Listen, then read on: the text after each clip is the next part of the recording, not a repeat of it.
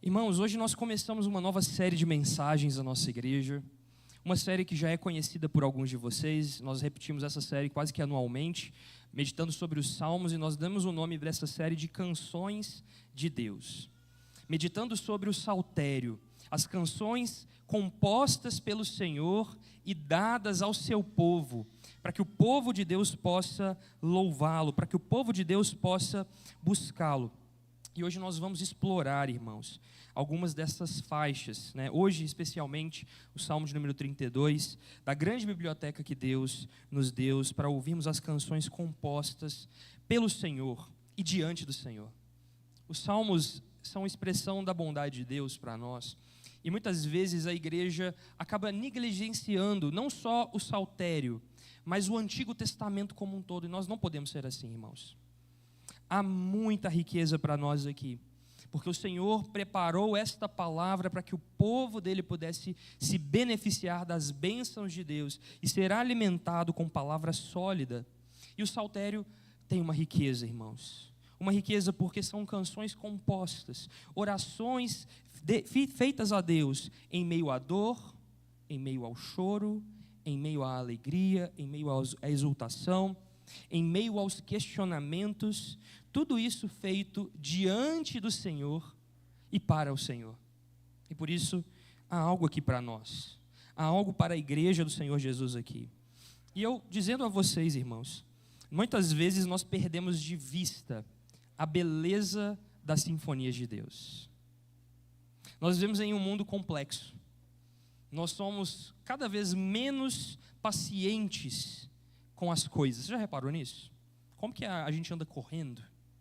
Como que a gente às vezes agora nem percebe mais que a gente já acorda num salto e já vai fazendo as coisas numa correria, ou às vezes a gente está sempre atrasado e aí a gente sempre tem que fazer alguma coisa e nunca há tempo suficiente para parar, e nunca há tempo suficiente para meditar, e parar e meditar e pensar sobre as coisas fica mais difícil. Daí as coisas começam a ser cada vez mais simplificadas, simplórias, porque a gente não tem condições de parar para meditar em coisas profundas e complexas.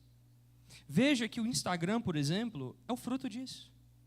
Se você não for preso, dizem as estatísticas, e talvez o pessoal aqui do marketing digital vai poder dizer melhor do que eu, que se você não for preso nos primeiros 3 segundos, você não verá um vídeo que tem, em média, 1 minuto e meio. Isso não assusta você? Uma geração que não consegue parar, e aqui falando de recursos digitais, irmãos, para assistir um filme inteiro. Tem gente que fica ansiosa, aí a pessoa vai pulando o filme, ele assiste o filme em partes, ele pula para o final. Talvez você se identifique com isso, talvez você faça isso. Isso é só um sintoma, irmão, um sintoma desse mundo forjado no micro-ondas, onde esquentar a comida leva 2 minutos, e os 2 minutos parecem uma eternidade para quem está correndo. Você almoça em 5 minutos e já sai correndo para trabalhar, para levar os filhos na escola, para fazer uma série de coisas. Nós não paramos. Então as coisas começam a ficar cada vez mais simples, irmãos. O minimalismo começa a tomar conta, porque a complexidade é cansativa. Já parou para pensar nisso? Parece que agora tudo tem que ser alvejado. Tudo tem que ser clean, essa é a palavra, limpo. Eu não consigo ver cores demais. Eu não consigo parar para prestar atenção na variedade de coisas ao meu redor, porque aquilo me tira completamente a atenção. Irmãos, isso são sintomas. Sintomas dessa pressa. Sintomas dessa dificuldade que nós estamos sendo forjados a ter para lidar com as coisas complexas. Veja, eu vi um vídeo nessa semana na internet de um professor do ensino fundamental, dizendo assim, que os alunos agora não respondem mais às questões discursivas. Veja, uma prova era feita de questões objetivas e questões discursivas. Objetivas de múltipla escolha, discursivas onde você tinha que dar uma resposta completa. Os alunos fazem o quê? Marcam todas as questões objetivas e deixam em branco as questões discursivas. Aí o professor começa a falar isso no vídeo, e aquilo me assustou um pouco. Eu estava completamente alheio um pouco dessa realidade. E aí ele fala assim, não é que os alunos não sabem, Não é que os alunos não têm inteligência, porque quando eu perguntei diante deles em algum momento na prova, você leu a questão? Ele disse, não. Isso, irmãos, ele mostra uma prova após a outra, após a outra, após a outra, e a maioria delas em branco. Porque os alunos não querem se desgastar. Porque os meninos não querem se dedicar a pensar. Talvez você pensa ali, você chega na padaria para comprar um pão e começa a fazer a matemática na sua cabeça e você se cansa. Aí você faz o quê? Puxa o seu celular e faz a conta. 2 mais 2 é igual a 4. Talvez você se identifique com isso. Irmãos, nós vemos assim. O mundo que a gente vive é dessa maneira. E isso tem feito com que a gente não aprecie as coisas complexas e mais profundas, que nos exigem mais meditação, que nos exigem mais paciência.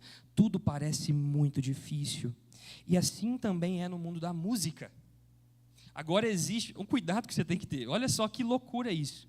No mundo da inteligência artificial, agora existem canções nas plataformas digitais feitas inteiramente por inteligência artificial.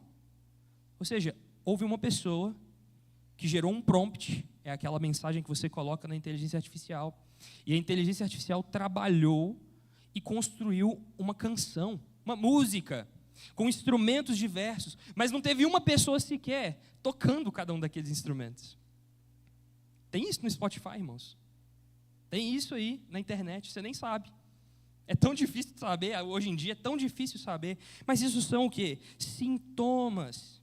E aí eu me recordo de uma situação onde eu fui aqui em Belo Horizonte, na Sala Minas Gerais, para assistir um concerto de um quarteto de cordas, um cello, uma viola, 2 violinos, algo parecido com isso. E aí, lá eles estavam tocando a obra das 4 estações de Vivaldi. Você já deve ter ouvido falar sobre isso. Irmãos, eu não sou erudito, não. Eu cheguei lá, eu não sabia o que eu ia ouvir. Eu sabia quem era Vivaldi? Sim, porque tem internet. Eu sabia que eram as 4 estações? Sim, porque eu já ouvi ela em algum momento. Talvez você não saiba associando agora o nome, mas se você ouvir as melodias, as notas, você identifica aquilo ali como algo que você já ouviu em algum momento. E aí, é uma hora que a gente para lá, silêncio absoluto, e as notas, né? Tocando, uma dança, uma coisa belíssima, e notas assim, e notas de um outro jeito, e coisas que surpreendem. Eu comecei a prestar atenção naquilo e falei, cara, que coisa impressionante. Como que alguém, um ser humano, compôs algo daquela maneira? E as 4 estações é algo interessante, porque ele vai passando por cada uma das estações através das notas, através da música. E aí você consegue identificar o que é o verão, e você consegue identificar a primavera, e você consegue identificar o inverno, através das notas. Isso, irmãos, é o complexo. Houve uma mente que desenhou aquilo. Houve alguém que se dedicou, se debruçou a construir algo para um fim de gerar em nós algum sentimento e alguma emoção, de maneira que a gente pudesse se identificar com aquilo. Isso é algo extraordinário. Isso é a música. E aquilo me chamou a atenção ali, extraordinário ver aquilo. Como é que pode sons que às vezes são confusos na nossa percepção serem organizados de uma maneira tal que elas se tornam algo claro, algo que tem sentido? Sons que podem ser definidos como pontiagudos, irmãos, não sei se faz sentido para você, mas existem sons pontiagudos ali que eu ouvi, sons aveludados. Eu brinco com a Letícia, às vezes eu falo com ela, nossa, esse cheiro é meio redondo. Ela não entende isso não, mas eu falo umas coisas doidas assim. Fato é que nesse momento ali, irmãos, a gente vai viajando por cada uma das estações. E os salmos são expressões semelhantes a esta. Haverão aqui notas agudas, graves, profundas, aveludadas, pontiagudas, que atravessam a alma. Nós somos conduzidos por cada um dos salmos do saltério, a experimentar essa multiforme graça de Deus. E o Salmo 32 não é diferente disso, irmão. O salmo que a gente vai meditar hoje é um desses salmos onde Davi escreve de verdade e escreve da sua experiência de vida. E Deus usa as experiências de vida de Davi a fim de registrar a sua santa palavra, a fim de que nós hoje aqui pudéssemos ser alimentados por ela. O cenário aqui, então, não era agradável. O Salmo 32 apresenta-se com notas difíceis, com situações complicadas de lidar. Mas, de fato, é verdadeiro. Não é feito por inteligência artificial. Tem humanidade aqui, de fato. E é nessa jornada, onde Davi escreve no Salmo de número 32, que ele começa a escrever a respeito da sua jornada, do seu próprio pecado.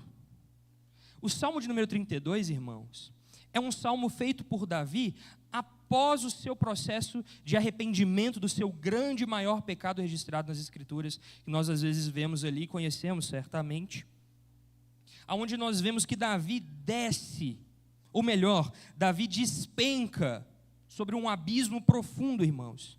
Mentiras. Veja, eu digo a vocês aqui, muitas vezes nós não percebemos ao ler o texto bíblico a dimensão do que foi o que aconteceu na vida do rei Davi e naquele cenário do seu pecado. Muitas vezes nós minimizamos a nossa percepção ao ler aquilo. Mas veja, Davi viveu um momento diante de um abismo terrível. Mentiras, autoritarismo, engano, adultério, traição, assassinato, orgulho. E foi nessa espiral descendente que Davi entrou. Davi não simplesmente estava passeando e do nada pensou, vou cometer um pecado terrível. Davi pouco a pouco se afasta das suas obrigações como rei. O orgulho sobe em seu coração.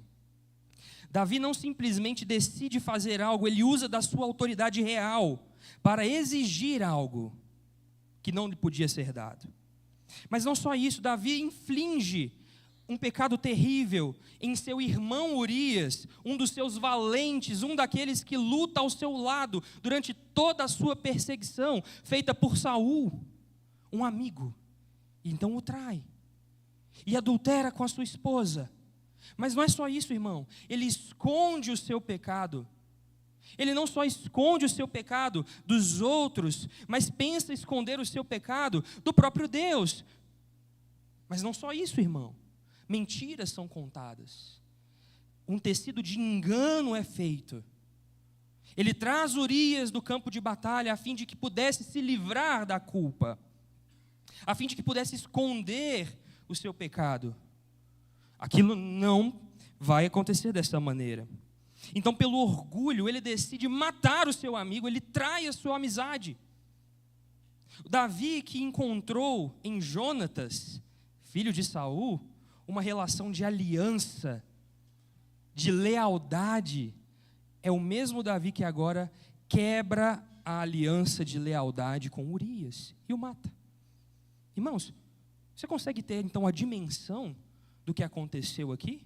Isso não foi um evento simples, pequeno, isolado. Foi uma queda terrível. Esse era o contexto do pecado de Davi. E diante desse cenário, Davi então compõe o Salmo 51. O Salmo 51 é o pedido de perdão a Deus. É o momento onde Davi, de fato, depois de ter sido confrontado, porque só depois de o profeta Natan ter chegado diante da presença do rei e contado uma história no qual ele vê a sua própria hipocrisia, o seu engano, é que ele cai em si e então busca diante do Senhor arrependimento. Depois desse processo, Davi então compõe o Salmo 32. Depois do seu arrependimento, depois da sua confissão, depois de tudo aquilo, meditando sobre a experiência que ele viveu, profunda, é que Davi compõe o Salmo 32. Diferente do Salmo 51, então, onde há o pedido de perdão a Deus, o Salmo 32 reflete o que acontece depois. Davi pensando sobre a sua alma, compondo através daquilo que estava acontecendo em seu próprio coração. E então nasce o Salmo 32. Essa é a trilha que Davi quer contar aqui para nós. Mas o foco de Davi não está no pecado, irmãos. Enquanto que no Salmo 51 o foco é o arrependimento do pecado, no Salmo 32 é a celebração do perdão. Essa é a sinfonia que está diante de nós aqui. O Salmo 32, então, é a celebração do perdão, a celebração de uma jornada onde o perdão brilha sobre os caídos. Isso é o que Davi está escrevendo aqui. Isso é o que Deus quer falar conosco nesta manhã. Nenhum de nós passa ileso por essa realidade, irmãos. Afinal de contas, nós somos feitos do mesmo material, nós somos frutos do mesmo barro. Portanto, isso afeta a nossa vida, estamos sujeitos à profundidade da queda, estamos sujeitos a uma espiral descendente tão terrível ou pior do que a de Davi. Não pense você que você escapa, porque você é diferente, porque a sua natureza é outra, porque o material que você tem é melhor do que o de Davi. Não, irmãos, estamos encerrados sobre o mesmo jugo que o pecado nos impôs na queda. Mas há algo aqui interessante. Os sábios, já ouvi esse ditado certa vez, não são aqueles que aprendem com os seus próprios erros, são aqueles que aprendem com os erros ao seu redor. O nosso chamado, então, nessa manhã é aprendermos com a jornada do rei Davi, o que este homem passou, e o perdão como sendo a fonte da verdadeira alegria e celebração. Nós vamos percorrer, irmãos, assim como o Vivaldi nos ensina, nas suas 4 estações, nós vamos percorrer aqui algumas estações do coração e da jornada de um homem pecador que celebra e recebe o perdão verdadeiro de Deus. É isso que nós vamos ver aqui. Vamos ler então o Salmo de número 32, que nos diz o seguinte: Salmo de Davi, Salmo didático. O verso 1 diz: Bem-aventurado aquele cuja transgressão é perdoada, cujo pecado é coberto. Bem-aventurado é aquele a quem o Senhor não atribui iniquidade e em cujo espírito não há engano. Enquanto calei os meus pecados, envelheceram os meus ossos, pelos meus constantes gemidos todo dia. Porque a tua mão pesava dia e noite sobre mim, e o meu vigor secou, como no calor do verão. Confessei-te o meu pecado, e a minha iniquidade não mais ocultei. Eu disse: confessarei ao Senhor as minhas transgressões, e tu perdoaste a iniquidade do meu pecado. Sendo assim, todo o que é piedoso te fará súplicas em tempo de poder te encontrar.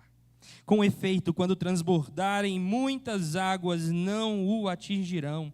Tu és o meu esconderijo, tu me preservas da tribulação e me cercas de alegres cantos de livramento. Eu o instruirei e lhe ensinarei o caminho que você deve seguir, e sob as minhas vistas lhe darei conselho. Não sejam como o cavalo ou a mula, que não têm entendimento e que são dominados com freios e cabrestos, do contrário, não obedecem a você. Muitos são os sofrimentos do ímpio, mas o que confia no Senhor, a misericórdia o cercará. Alegrem-se no Senhor e regozijem-se, ó justos, exultem todos vocês que são retos de coração. Vamos orar, pedir ao Espírito Santo que nos ilumine. Ó Santo Deus, obrigado pela sua santa, viva e preciosa palavra. Que o seu Espírito nos conduza nessa manhã através desse alimento maravilhoso que o Senhor preparou para nós. Que o Senhor possa me usar com graça, ó Deus, apesar de mim. E que todos nós, ó Deus, possamos nos alimentar da fonte de vida que está em sua palavra. Livra-nos, ó Deus, das distrações. E que o nosso coração seja terra fértil, terreno fértil, para receber a sempre viva palavra do Senhor. É a nossa oração, em nome de Jesus. Amém. Irmãos, como uma canção, então, o Salmo 32, ela é composta de algumas partes. Um prelúdio, que nos dá o tom daquilo que o salmista deseja falar. Uma primeira estação, que nos dá a realidade e a profundidade de algumas coisas. Um interlúdio que muda e começa a dar uma transição para um segundo momento. Uma segunda estação. E, por fim, um pós-lúdio, uma conclusão. É essa a forma como nós vamos nos aproximar do Salmo 32 nessa manhã. E o prelúdio, a primeira parte, a introdução desse salmo está nos versos 1 a 2. Davi então vai dizer, falando nesses dois versos, qual é o tom da sua composição, qual é a atmosfera que ele nos convida e que, por consequência, o Senhor nos convida a nos aproximar diante dele. O que nós devemos prestar atenção? Davi então começa com uma declaração poderosíssima, que nós já conhecemos de outros lugares das Escrituras. Bem-aventurado.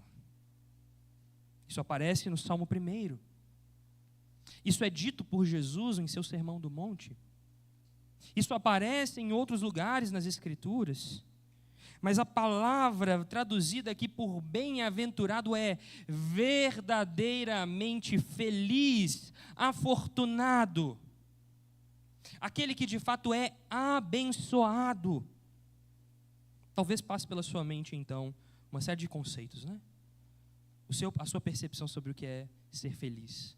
A sua percepção sobre o que é ser bem-aventurado, a sua percepção sobre o que é ser afortunado, a sua percepção sobre o que é ser abençoado. Muitas coisas passam aí. Mas vamos ver o que a Bíblia está dizendo, o que essa canção está nos dizendo, que tem relação com esta bem-aventurança, o que de fato significa ser verdadeiramente feliz, abençoado. Significa então, irmãos, dizer que foi verdadeiramente favorecido pelo favor de Deus, a ponto de encontrar a verdadeira e mais profunda felicidade. É interessante porque a poesia hebraica aqui segue a mesma natureza dos outros lugares onde ela aparece. Davi diz algo e ele enfatiza a mesma coisa, utilizando outras palavras.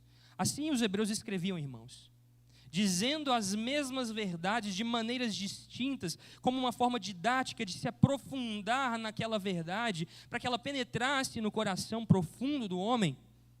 E assim Davi faz aqui. Dito no verso 1 o que ele diz, bem-aventurado aquele. Veja então a fonte da verdadeira fortuna, a fonte da verdadeira bênção, a fonte da verdadeira felicidade, do verdadeiro favor de Deus. Ele diz, aquele cuja transgressão é perdoada. Irmãos, tudo aquilo que passou na sua cabeça, sobre ser abençoado, sobre ser feliz, sobre ser próspero, troque tudo isso por receber o perdão de Deus. Essa é a maior fonte de verdadeira alegria. Davi então repete a mesma verdade com outras palavras. Aquele cuja transgressão é perdoada, cujo pecado é coberto. Nós vamos nos aprofundar nessas figuras. Ele diz no verso 2, bem-aventurado aquele a quem o Senhor não atribui iniquidade e em cujo espírito não há engano. Irmãos, as mesmas verdades estão sendo repetidas aqui 2 vezes, em 2 versos distintos, para que a gente pudesse entender que, de fato, não há fonte de alegria longe do perdão e do favor gracioso de Deus. Toda a riqueza desta terra, sem o perdão de Deus, é miséria.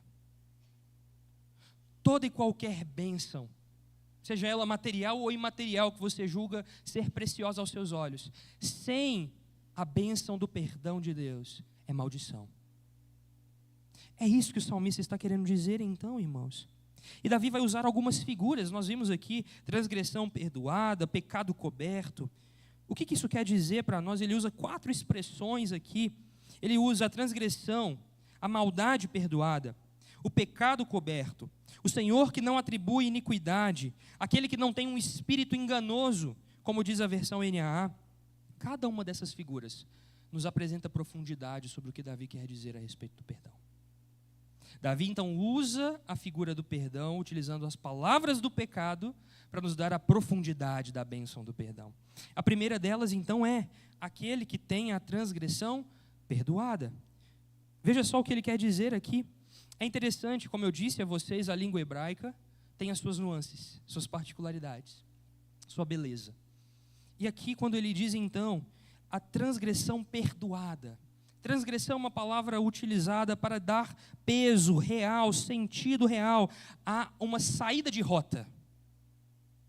Você transgredir, você sair da direção estabelecida primariamente, você romper com ordens colocadas primariamente, isso é transgredir, sair em direção contrária àquilo que foi feito. Então, irmãos, o que isso quer dizer? A ilustração aqui é interessante. O pecado, a transgressão é vista como um peso real sobre os ombros do pecador. O pecado, a maldade, a transgressão, ela é vista como um fardo pesado, algo que foi depositado sobre os ombros. Isso aparece e fica mais claro para nós, porque a palavra também é utilizada durante os rituais dos levitas. Se você já leu Levítico, você vai ver ali a instituição dos rituais sacerdotais. E há um desses rituais e um desses momentos específicos aqui, onde isso fica ainda mais claro. Quando o sentido é retirar, ou levantar, ou suspender, ou descarregar, tirar o fardo. Quando no dia do perdão, um dia declarado como sendo o dia do perdão no povo de Israel, onde todo o povo se reuniria diante do sumo sacerdote, e haveriam sido colocados ali diante dele 2 bodes. Um desses seria sacrificado e o outro seria enviado para fora do arraial. Mas em ambos os bodes, as mãos eram depositadas sobre aquele animal e a carga do pecado era levantada, removida do povo e depositada sobre o animal. Então um animal era sacrificado e o sangue era aspergido. E o outro animal era enviado para fora do arraial, para fora do acampamento de Israel. E aquele animal que ia para longe, para fora, carregava os pecados do povo, da nação, para longe. Veja então que talvez essa era a figura que Davi tinha em mente, pensando então naquele animal que carregava o fardo, o peso do pecado, porque o pecado é um peso, irmãos. John Bunyan vai usar essa ilustração em seu livro O Peregrino. O cristão que carregava durante a sua jornada, a sua peregrinação em direção à cidade celestial, e ele carregava um fardo pesado demais, que o atrasava, que o fazia caminhar lentamente. É isso que Davi tem aqui. E essa é a primeira figura que nos mostra então que o pecado é um fardo e que o perdão é quando Deus remove o fardo pesado. É quando o pecado é removido, é suspendido, é levantado. E isso nos traz uma sensação, clareza de alívio. Alívio, irmãos. A segunda figura, o pecado é coberto. Davi então vai dizer que nesta figura, a ideia de dizer que o pecado é coberto é apresentando claramente o pecado como sendo uma vergonha exposta, uma ferida exposta. Rapidamente nós somos conduzidos a pensar, onde é que nós vimos pessoas tentando cobrir a sua vergonha para se esconder de Deus? Adão, onde você está? Adão, quem te disse que você estava nu? O texto de Gênesis no capítulo 3, no verso 7, vai nos dizer que Adão toma folhas de figueira para cobrir a sua nudez. É interessante então, irmãos, perceber que o pecado perdoado é um pecado verdadeiramente coberto. A diferença é que Adão, com a sua própria força, no seu próprio pensamento ou na sua própria maneira, foi infeliz e não teve sucesso ao tentar cobrir o seu pecado diante de Deus. Mas também o texto das Escrituras nos mostram, quando na instituição do sacerdócio levítico, que Deus nos dá uma maneira fiel ali para o povo, de cobrir os seus pecados, a figura de um véu sendo colocado, escondendo um pecado, mas na verdade, o que era utilizado para cobrir os pecados do povo era o sangue de animais. Naquele momento, aquilo bastava para cobrir os pecados. A cobertura, então, dos pecados, irmãos, não é fazer vista grossa. Não era como se Deus estivesse fazendo vista grossa e não olhando os pecados e virando o seu rosto. Não, mas que o sangue daqueles animais, derramado em favor daquelas pessoas, era suficiente naquele momento para cobrir plenamente os pecados e satisfazer a culpa. Veja então que o perdão é ter o seu pecado verdadeiramente coberto. Davi usa outra figura, o Senhor que não atribui iniquidade. E é interessante que a palavra que está aí na versão NAA é a palavra atribuir, e ela aparece também em outro lugar no Antigo Testamento, quando Deus diz a Abraão que a justiça seria lhe creditada, que seria imputada sobre ele a justiça de Deus. Veja então, irmãos, que o pecado é como uma dívida do banco. Quando talvez você já tenha experimentado isso, ter tido esse desprazer de perceber que há um débito na sua conta bancária. Você tentou comprar algo e aquilo não passou. Há um débito. Está imputada sobre você, está imputado sobre você, sobre o seu nome, uma dívida. Assim é o pecado. Mas é interessante então que o texto diz, que o salmista Davi diz, que aquele a quem o Senhor não atribui iniquidade, ou seja, aquele a quem o Senhor não imputa a dívida, ou seja, uma dívida que antes existia foi satisfeita, foi paga. Esse é o sinal do perdão. O pecado então cometido carrega consigo culpa, sendo ilustrada como uma declaração de débito diante de Deus, de dívida, como um devedor, como um nome negativado. Mas o perdão, por sua vez, é quando esta dívida é salda, ela é retirada, o débito foi pago. É isso que o salmista Davi tem em mente, o nome foi limpo. E a última figura utilizada por Davi, aquele cujo espírito não há engano. Feliz é aquele que não tem um espírito enganoso. E eu gosto aqui da versão NVI, que traduz de uma maneira bem expressa o que isso significa. Ele diz, aquele em quem não há hipocrisia. O espírito enganoso, irmãos, é o espírito do hipócrita.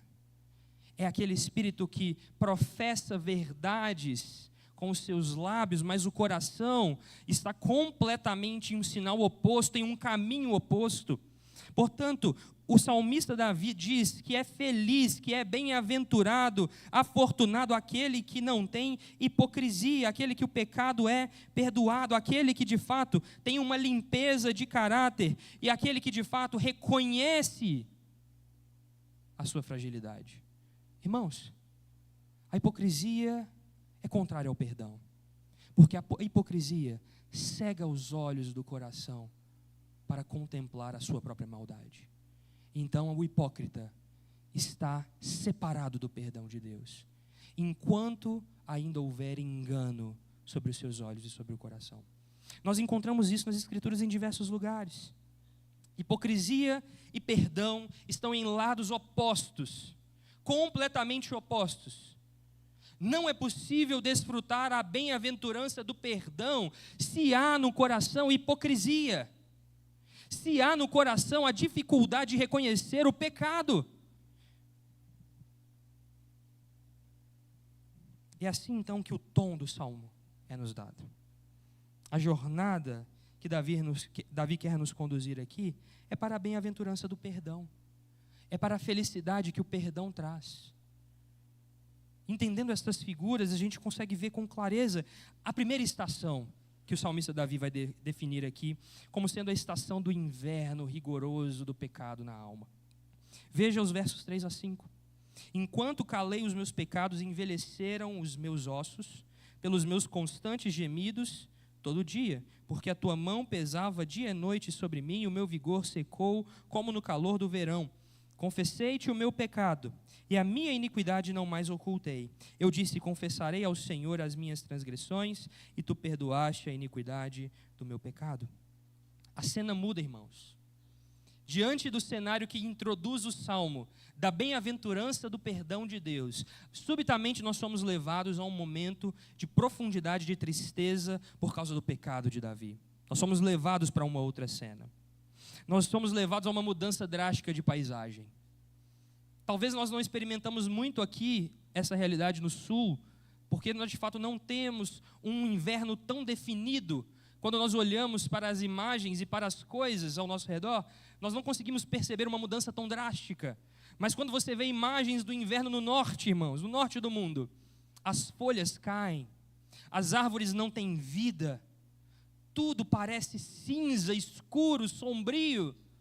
De fato, um tempo completamente diferente. O calor se vai, as cores se vão, a alegria se vai, é tempo de escassez. E é isso que Davi quer descrever aqui a respeito do seu pecado. É isso que Davi está dizendo. Ele diz: enquanto calei os meus pecados, envelheceram os meus ossos pelos constantes gemidos todo dia. O texto nos diz que Davi calou os seus pecados, um símbolo propício para dizer sobre o endurecimento do coração do rei. Calar os pecados é silenciar a voz que clama. Lembre-se, quando Caim mata o seu irmão, o Senhor se apresenta diante dele e diz: o sangue do seu irmão clama da terra. O pecado então, irmãos, grita.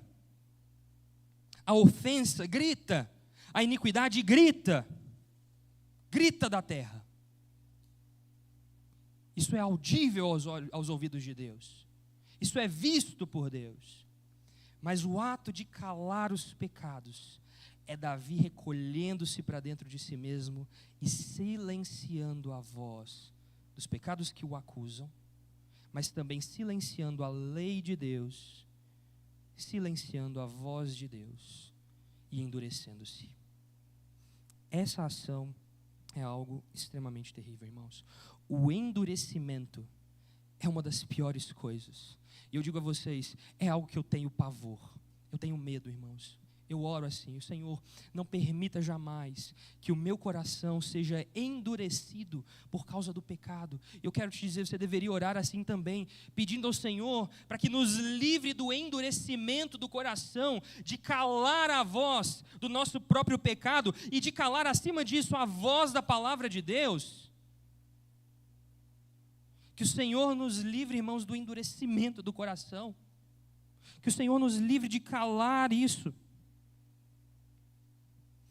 Veja só o que J.I. Packer vai dizer a respeito disso. O pecado tem um alvo duplo: remover as barreiras que se levantam contra a impiedade, ou seja, tirar aquilo, os sinais, as placas que dizem: não siga por esse caminho, perigo, não ande por este abismo, não vá nesse lugar, não ouça tal palavra, não faça isso, não coma aquilo, não ande, não pense dessa maneira. As placas estão aí. Então o pecado remove essas barreiras. O pecado tira o cercado. O pecado remove os obstáculos. E aí ele faz o que além disso? Ele ergue obstáculos contra o arrependimento. A ação do pecado não é só tirar os sinais de perigo, mas ele não só tira os sinais de perigo, como levanta, tira, arranca a possibilidade de percepção do caminho de arrependimento. O pecado não só silencia o seu coração e a voz de Deus em você, mas te endurece de tal maneira que te impede de seguir o caminho de arrependimento. Por medo, vergonha, abandono e uma série de coisas acontecem aqui. O arrependimento, irmãos, que não consiste somente em tristeza pelo pecado cometido, mas em mudança ativa, abandono de práticas. O pecado, então, seduz e engana. É isso que o pecado vai fazer com você. É isso que o pecado faz conosco. Ele remove os obstáculos. Ele tira as placas de perigo, cega você e te conduz para um caminho de endurecimento tal que você não verá até que você caia num abismo. Irmãos, isso tem que te amedrontar. Eu te digo isso com toda certeza. Isso tem que causar temor em seu coração. Nós não podemos brincar com o pecado endurece, o pecado seduz, ele engana. Foi assim que aconteceu com o rei Davi, como ele descreve. E as consequências que Davi experimenta desse endurecimento, desse engano, ele registra para nós. Veja, ele diz: os meus ossos se envelheceram. pelos meus constantes gemidos todo dia, porque a tua mão pesava dia e noite sobre mim, o meu vigor secou como no calor do verão. O que fica claro para nós é o custo do endurecimento, irmãos. O endurecimento tem um preço para aqueles que estão em aliança com o Senhor. Então eu digo a vocês, crentes em Jesus Cristo, você que faz parte da aliança que o Senhor trouxe sobre você, você não está ileso do endurecimento. O pecado também te seduz e também pode te enganar. Você também pode ser endurecido por ele. E o que acontece no endurecimento aos crentes é o maior sofrimento, porque a mão de Deus pesa sobre o seu povo. Com qual objetivo? Gerar arrependimento. Gerar salvação. Irmãos, Davi então deixa claro para nós que o pecado não é algo simplesmente espiritual, porque ele diz o seguinte: os meus ossos se envelheceram. Ele diz: a minha vida perdeu o vigor. Davi foi afetado pelo seu pecado fisicamente. É nós que fazemos uma série de separações no ser humano. É nós que dizemos alma, espírito, corpo. É nós que queremos dividir aquilo que não pode ser dividido. Mas o ser humano é uma unidade completa. O pecado que afeta a nossa alma afeta o nosso corpo, afeta as nossas percepções, afeta tudo aquilo que somos, irmãos. O pecado destrói, cega e seduz por completo o ser humano. E Davi então descreve o peso físico desse pecado. E então, irmãos, o que Deus faz aqui? Uma das consequências do endurecimento do pecado para aqueles que fazem parte da aliança é Deus colocar as suas mãos, é Deus colocá-los contra a parede. Se você já experimentou isso em qualquer nível, em qualquer circunstância, você sabe o que é ser pressionado por Deus.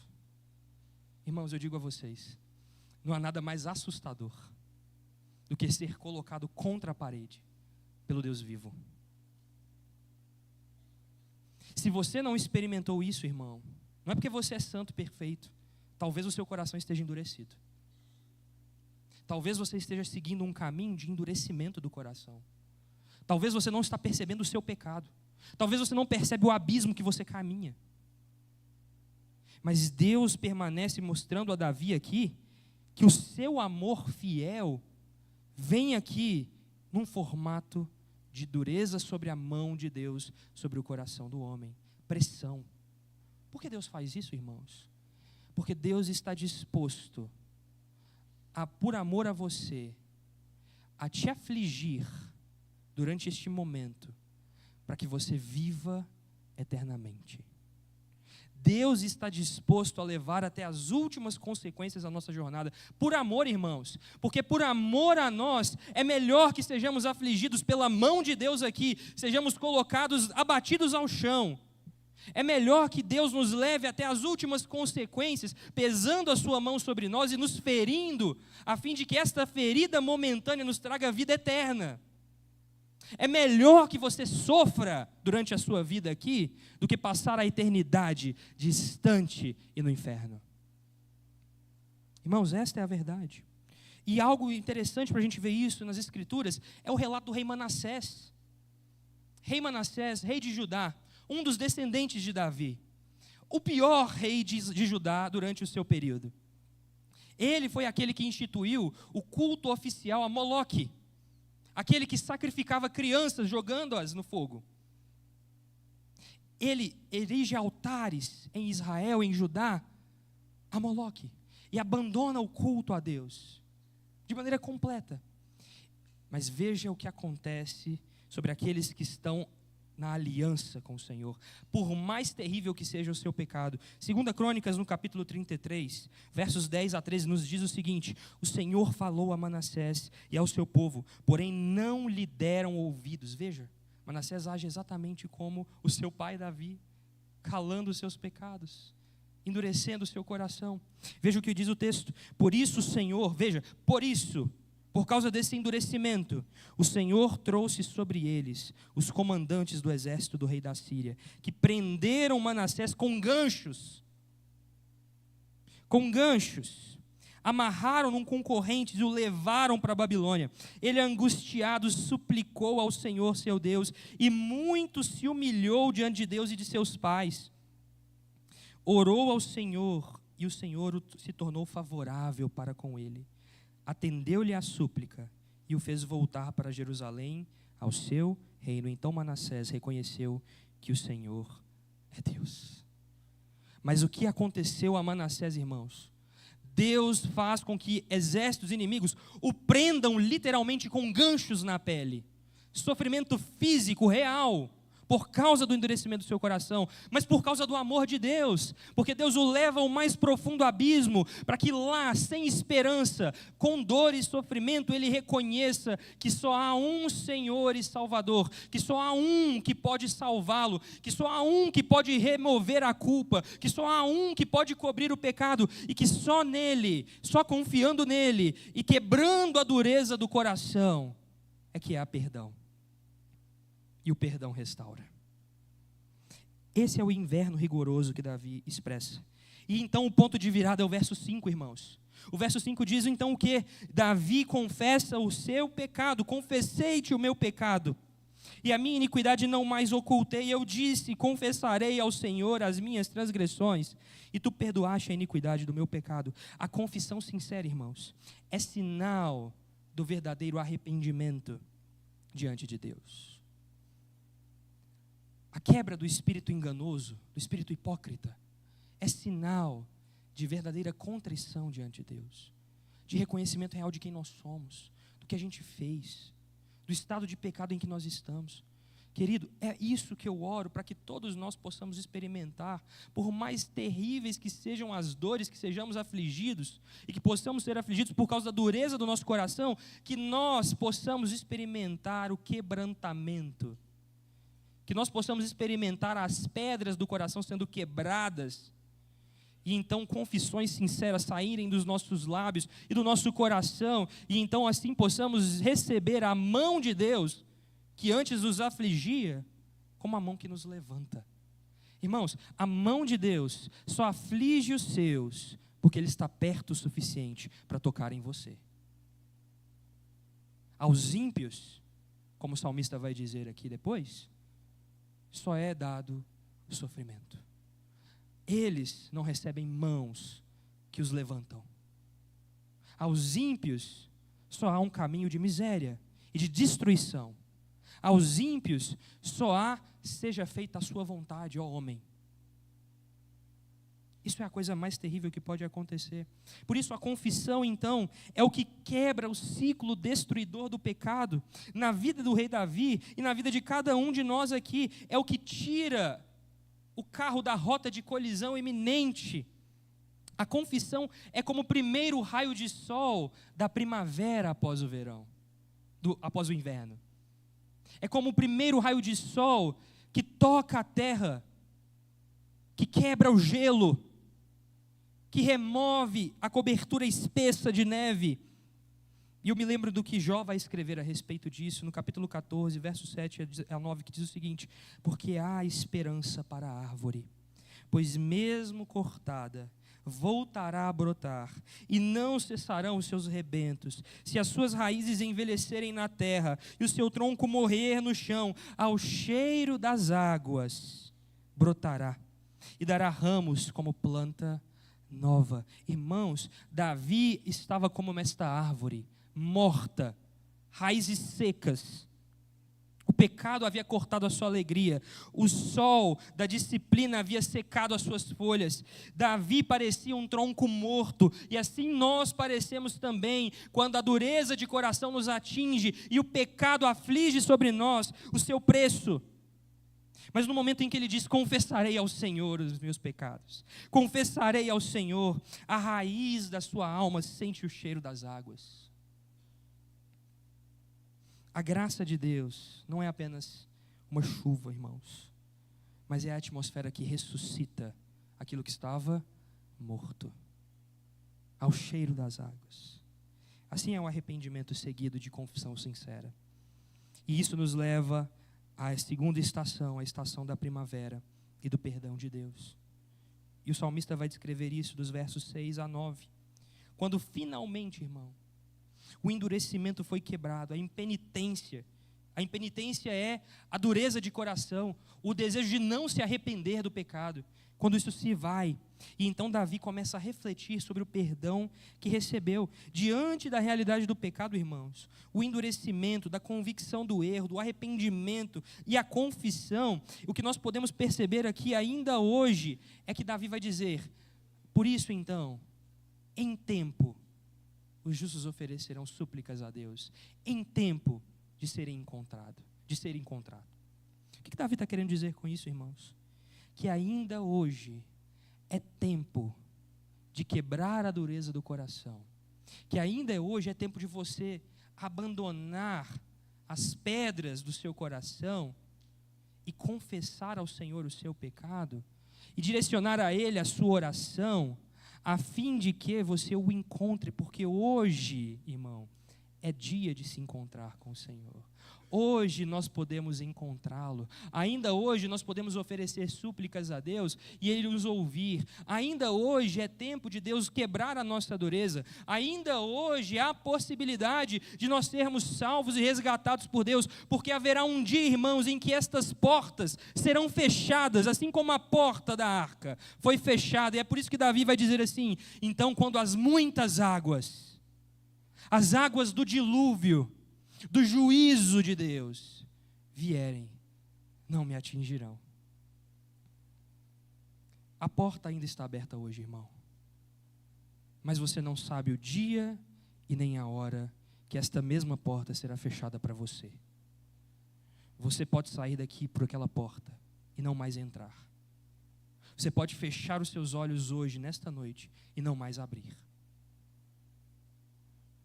Hoje é tempo de arrependimento, irmão. Não endureça o seu coração, como diz o Senhor: se hoje ouvires a voz do Senhor, o seu Deus, não endureça o seu coração, confesse ao Senhor os seus pecados. E é por isso que Davi vai dizer então, irmãos, veja só o que ele diz aqui, quando ele fala no verso de número 7, tu és o meu esconderijo, tu me preservas da tribulação e me cercas de alegres cantos de livramento. E então, no verso 8, o que acontece aqui? O texto muda, como que agora, não a voz de Davi falando a nós, mas a voz do Senhor falando a nós. Veja o que diz o verso 8, eu o instruirei e lhe ensinarei o caminho que você deve seguir, e sob as minhas vistas, sobre os olhos de Deus, eu lhe darei conselho. E Deus ainda diz mais: não sejam como o cavalo ou a mula que não tem entendimento e que são dominados com freios e cabrestos, do contrário não obedecem a você. Deus então, após perdoar o pecado, confessado, abandonado, arrependido, Deus que estendeu suas mãos sobre o seu povo, a fim de afligi-los, a fim de que eles pudessem alcançar arrependimento, esse mesmo Deus estende a sua mão e arranca do poço aqueles que estavam no fundo. Mas Deus não só faz isso, Deus dá vestes limpas, Deus arruma aquilo que foi bagunçado, e Deus diz: eu lhe ensinarei, eu te instruirei. O que Deus está fazendo aqui, irmãos, não é simplesmente aquele ato de perdão que a maioria de nós pratica na nossa vida quando dizemos: eu perdoarei esta pessoa, mas eu não quero nem saber mais. Que ele viva lá e eu aqui. Mas o que Deus faz é isso? O que Deus faz é: meu filho, eu te instruirei, eu vou te ensinar o caminho, você vai caminhar sobre as minhas vistas, eu vou te ver. Como um pai que diz para uma criança pequena: meu filho, pode ir, eu estou te vendo. Irmãos, não há nada mais maravilhoso do que entender que um Deus que foi afligido pelo nosso pecado e nossa maldade é o mesmo Deus que, depois de pesar a sua mão sobre nós com uma correção, com um desejo amoroso, é aquele que nos recebe quando nós nos arrependemos e nos abraça e nos dá vestes limpas e limpa as nossas feridas, os nossos machucados, e diz assim: meu filho, ande sobre os meus olhos, eu vou te ensinar o caminho, eu vou te ensinar por onde você deve ir, não ande sozinho. Irmãos, o que é isso? Senão a expressão do profundo, do grande, impressionante amor de Deus pelos seus. E sabe o que você faz? Despreza. Sabe o que você faz? Não, eu vou sozinho. Sabe o que você faz? Não, eu não quero saber da sua instrução. Sabe o que você faz? Não, eu não quero saber dessa igreja. Sabe o que você faz? Eu não quero ler a Bíblia. Sabe o que você faz? Você faz isso, você abandona. Irmãos, onde está o nosso coração diante de Deus, que nos amou com tão profundo amor, a ponto de se entregar por nós, a fim de limpar as nossas feridas e nos curar, e dizer assim: meu filho, caminhe nas minhas vistas, caminhe por esse caminho que é um caminho perfeito, caminhe por esse lugar aqui onde não tem precipício, não tem abismo, não tem pedra, porque eu dei ordens aos meus anjos, para que você não tropece em pedra alguma. Irmãos, a piedade, como o salmista Davi vai dizer aqui, não é perfeição moral, não é perfeição de santidade, mas a sinceridade e um desejo real de caminhar sobre os olhos de Deus. Piedoso é aquele que deseja, espera, busca, anseia caminhar sobre as vistas do seu Pai. E não se apoiar sobre o seu próprio entendimento. E não se apoiar sobre as suas próprias obras. E não se apoiar sobre o seu próprio raciocínio. E não pensar que você sabe o que é melhor para você, porque você não sabe. Você não sabe, irmão. Se você decidir calar a voz de Deus em seu coração, há muito sofrimento aqui. Deus é o refúgio para aqueles que Ele cobre as suas injustiças. Deus faz desses seus justos. Deus é o mesmo que se encontra com aqueles que antes estavam endurecidos e que agora arrependidos querem conhecer a Deus e caminhar na sua presença. E Deus então vai instruí-los no caminho da justiça. Deus é aquele que vai advertir contra os perigos da obstinação, e Ele ainda diz mais. Ele prepara você como um filho querido para caminhar sobre o caminho dele. Ele te diz: meu filho, não seja como um animal que não tem entendimento, que precisa de cabresto. Não seja como a mula, como o cavalo, que precisa ser guiado para obedecer. Querido, você sendo filho de Deus, você estando na aliança que o Senhor estabeleceu com você, tenha a consciência de que se você está caminhando em direção a um abismo, Deus fará de tudo para discipliná-lo. E a disciplina do Senhor é para o bem, ainda que isso te custe tudo. Tenha essa consciência. Eu quero te avisar isso como um amigo, como alguém que experimenta disso. A disciplina do Senhor é severa, mas é amorosa. A disciplina do Senhor vem para os filhos de Deus. Não pense que você escapará ileso. E se você for atingido por ela, levante as suas mãos aos céus e diga: Senhor, obrigado porque o Senhor me fez teu filho.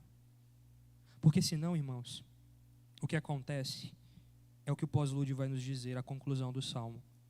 Versos 10 e 11. O que acontece para aqueles que não experimentam da disciplina de Deus é o que o verso 10 vai dizer: muitos são os sofrimentos do ímpio. O ímpio é aquele que decide caminhar a sua própria sorte. O ímpio é aquele que não é corrigido por Deus. O ímpio é aquele que vai viver segundo a sua própria vontade, segundo o seu próprio entendimento, segundo as suas próprias percepções do que é bom, segundo o seu próprio desejo, segundo a sua própria inclinação pecaminosa, segundo tudo aquilo que você mesmo pensa sobre si. E a impiedade só trará sofrimento. Mas não somente o sofrimento físico momentâneo, irmãos, mas sofrimento eterno. O que falo com vocês hoje, falo porque é uma palavra de vida eterna, de peso eterno. Confesse ao Senhor os seus pecados hoje. Busque viver e caminhar nas vistas de Deus, para que você não viva uma vida terrível de sofrimento, com um fim terrível de sofrimento, porque o ímpio é aquele que escolheu ser o próprio Senhor da sua vida, é aquele que escolheu andar sozinho, é aquele que desprezou a instrução do Senhor, é aquele que está entregue à própria sorte.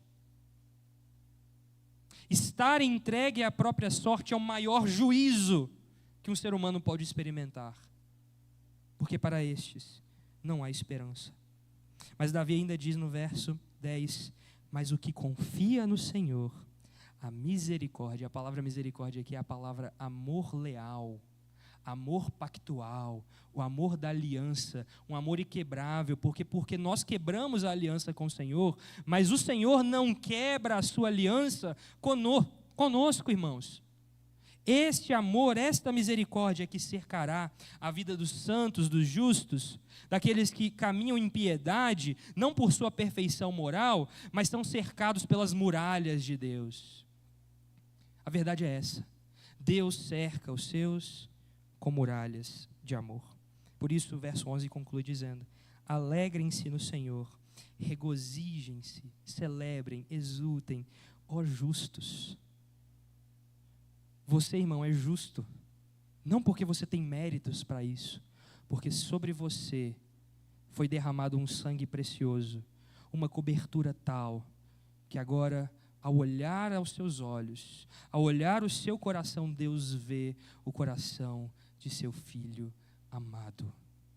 Queridos, houve alguém que decidiu caminhar pela sua própria vontade, a fim de cobrir aqueles que caminhavam distantes dos caminhos do Senhor. Houve alguém que decidiu dizer assim: caia sobre mim a mão pesada e justa de Deus, caia sobre mim a ira pelo pecado, e este alguém é Jesus Cristo, o servo sofredor.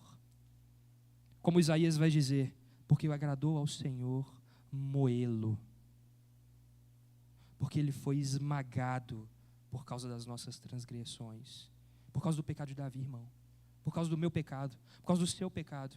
Jesus foi moído, a fim de que sobre ele fossem derramadas a ira de Deus e as penas pelo pecado, a fim de que nós pudéssemos agora ter uma cobertura excelente, não mais como sangue de animais, mas agora um sangue perfeito, que faz propiciação perfeita e que limpa qualquer pecado. Por isso, irmão, eu te digo, hoje é dia de clamar ao Senhor por perdão, porque não há pecado algum sobre nós que não seja coberto plenamente pelo sangue de Jesus Cristo, o Cordeiro de Deus, que tira o pecado do mundo. Basta então hoje você clamar ao Senhor e confessar a Ele os seus pecados, e que o Senhor quebre a dureza do seu coração, e que você experimente a vida de Jesus que flui do Cordeiro de Deus.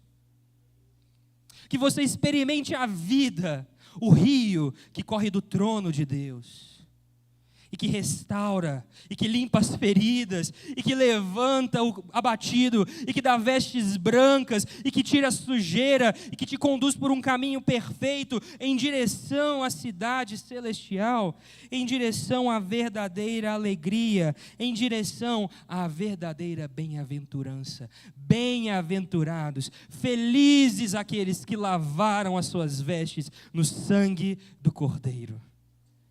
Irmão, há esperança para você, há esperança para mim. Basta hoje largarmos o engano e confessarmos o Senhor como nosso Senhor e Salvador, e recebermos dele a sua justificação. O ato de que Deus declara: você, meu filho, é justo. Você, meu filho, vai caminhar sobre os meus olhos. E esse então é, meu irmão, a nossa verdadeira esperança. Que você seja abençoado pelo Senhor e que encontre no Senhor a esperança para a sua vida. Vamos orar. Santo Deus e eterno Pai, nós te louvamos. Nós te bendizemos porque o Senhor é bom e a sua misericórdia dura para todos sempre. Ah, Jesus, não nos permita, ó Deus, endurecer o nosso coração. Livra, Senhor, cada um de nós da dureza, ó Deus. Livra, Senhor, de termos um coração de pedra. Livra-nos, ó Deus, de termos um espírito hipócrita, enganoso. Livra-nos, ó Deus, de sermos pessoas que vêm aos domingos na igreja, confessam ao Senhor com os seus lábios, mas o coração está longe. Livra-nos disso, ó Deus. Mas eu te peço, ó Senhor, que as tuas mãos estejam sobre nós. Para aqueles que são filhos, ó Deus, e estão em desobediência, para a correção amorosa, que a sua mão pese sobre eles. Para aqueles que estão abatidos e confessam os seus pecados, que a tua boa mão e mão maravilhosa e poderosa possa erguer os abatidos. E que a sua boa mão também faça, ó Deus, que aqueles que foram erguidos e que estão caminhando agora sobre os seus olhos permaneçam cercados por estas muralhas de amor que são as tuas mãos poderosas. Nos guarda, Senhor, em toda a jornada da nossa vida, a fim de que nós possamos dizer, como o seu servo Davi disse: muitas são as alegrias dos justos. Bem-aventurado é aquele cuja transgressão é perdoada, cujo pecado é coberto. Bem-aventurado é aquele a quem o Senhor não atribui iniquidade, em quem o Senhor não encontra espírito de engano. Que assim, Senhor, nós possamos viver a vida de bem-aventurança que o Senhor preparou para nós, pelos méritos de Cristo Jesus, o nosso Senhor. Amém. Amém. Que o grande amor de Deus, o nosso Pai, a graça salvadora de Jesus, a comunhão e a direção e a consolação do Espírito Santo seja com todo o povo do Senhor, hoje e para sempre. Amém. Amém.